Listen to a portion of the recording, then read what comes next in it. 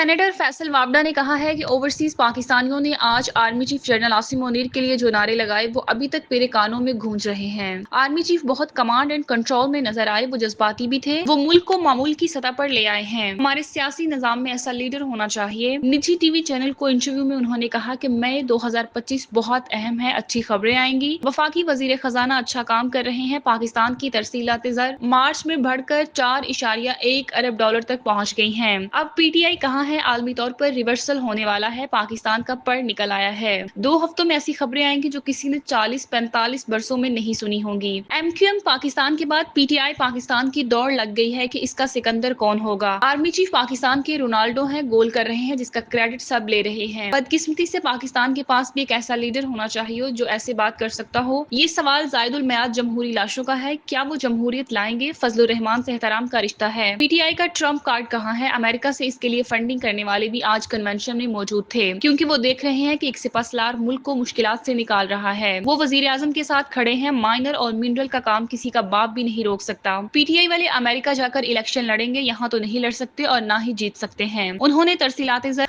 IMF current account खसारा की रुकावटें डाली जो खत्म हो गई। सिविल नाफरमानी करना थी, चीफ जस्टिस को बदनाम करना था, वो सब गया। 2018 में RTS बिठाकर इलेक्शन जिताया गया, मगर तज्जिया ये है कि पाकिस्तान पीपल्स पार्टी बजट में हुकूमत को टफ टाइम देगी।